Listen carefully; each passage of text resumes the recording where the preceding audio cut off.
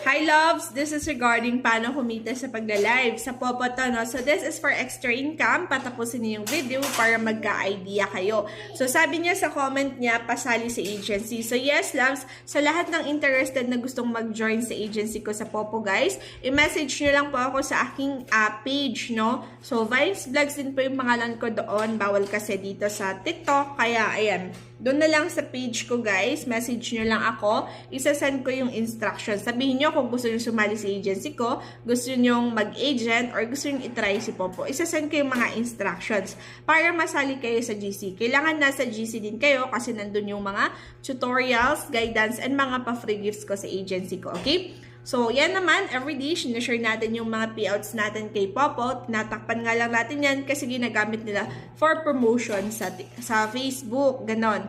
So, yan. Message me lang sa mga interested. So, ito is guys,